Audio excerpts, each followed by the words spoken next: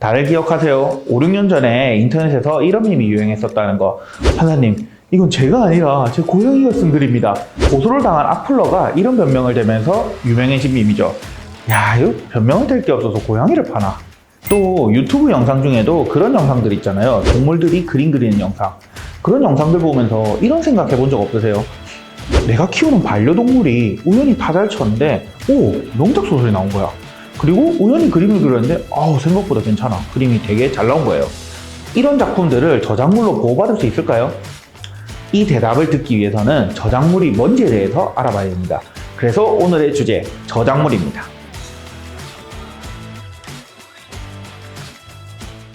아까 만약에 내가 키우는 반려동물이 타자를 쳐서 명작 소설이 나오면 어떻게 될까? 라고 질문을 드렸잖아요. 그 질문의 답변을 알기 위해서는 먼저 저작물이 뭔지에 대해서 알아야 됩니다. 저작권법 제2조 제1호는 저작물은 인간의 사상 또는 감정을 표현한 창작물이라고 규정하고 있어요. 그러니까 첫째, 인간의 사상 또는 감정, 둘째, 표현, 셋째, 창작성. 이 세 가지 요건을 전부 다 갖춰야만 저작물로 보호받을 수 있는 거죠. 자, 이제 이 세 가지 요건들을 풀어서 좀 쉽게 설명드려 볼게요. 첫째, 인간의 사상 또는 감정. 저작권이 성립하려면 인간이 창작해야 됩니다.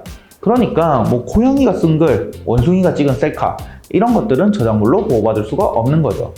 다음으로 사상 또는 감정이어야 됩니다. 단순히 팩트만 나열해 놓은 열차 시간표, 버스 요금표 이런 것들은 사상 또는 감정하고는 아무 상관이 없기 때문에 저작물로 보호받을 수가 없는 거죠. 이 사상 또는 감정하고 관련해서는 판례를 하나 소개해 드릴게요. 다들 그 드라마 기억하세요? 2007년쯤에 MBC에서 방영했던 태왕사진기. 막 배용준 씨 나오고 문소리 씨 나오고 최민수 씨 나오고 CG로 용 막 날아다니고, 저는 개인적으로는 그 드라마가 빨간색의 색감이 되게 예뻤던 기억이 나요. 하여튼 그 드라마는 고구려 광개토대왕을 배경으로 한 판타지 사극이었는데요. 시청률도 30%에 육박할 정도로 굉장히 인기가 있었던 드라마였죠. 그런데 어떤 학자가 이 드라마에 대해서 이거 내 책에 있는 스토리 그대로 가져다 쓴 거네, 저작권 침해네, 당장 드라마 중단하세요 라고 법원에 신청을 하게 됩니다. 이게 어떻게 된 일일까요? 이 드라마에서 고구려랑 비류백제가 싸우는 내용이 나온다고 해요.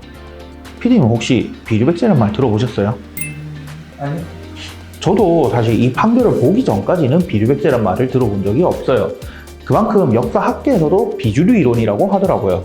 근데 이 학자분이 비류백제를 연구하던 분이셨던 거죠. 그래서 본인이 쓴 책에 고구려랑 비류백제가 싸우는 내용에 대해서 나오는데 이 드라마에도 똑같은 내용이 있으니까 이건 저작권 침해다 라고 주장을 하신 거죠. 결과는 어떻게 됐을까요? 학자의 주장에 대해서 법원은 학문적으로 비류백제가 역사적 사실인지 아닌지에 대해서는 법원이 판단할 수 없다. 하지만 당신이 비류백제와 고구려의 싸움이 역사적 사실이라고 주장하는 이상 이건 저작권의 보호 대상이 아니다 라고 판결을 내립니다. 그러니까 학자분께서 이 재판에서 이기려면 정말 최소한 비류백제와 고구려의 싸움은 내가 창작한 허구다 에서부터 출발해야 되는 딜레마가 생긴 거였죠. 그런데 학자로서 그런 주장을 할 수는 없었겠죠. 그러니까 이 사건을 통해 봤을 때 인간의 사상 또는 감정이 아닌 역사적 사실에 대해서는 저작물의 보호 대상이 될 수 없습니다. 두 번째는 표현인데요. 저작권으로 보호를 한다는 건 그 사람한테 독점권을 준다는 의미입니다. 그런데 내 머릿속에 생각만 있는 것에 대해서 나한테 독점권을 준다. 그러면 사회적으로 너무 혼란하고 또 부당한 일들도 많이 발생하겠죠. 그렇기 때문에 내 생각만으로 나한테 저작물로 보호해주지는 않고 어떤 표현된 것에 대해서만 저작물로 보호한다는 점 참고해주세요. 인간의 사상 또는 감정, 표현. 그러면 세 가지 요건 중에 뭐가 하나 남았죠? 네, 셋째, 창작물입니다. 저작물은 단순히 남의 것을 모방한 것이 아니라 독자적으로 작성되어야 하고 누가 해도 같거나 비슷하지 않은 창조적 개성이라는 게 필요합니다. 이게 좀 깊이 들어가면 굉장히 어려운 개념이고 소송에서도 굉장히 많이 싸우는 부분이긴 합니다. 그런데 제가 간단하게 판례 하나 소개해 드릴게요.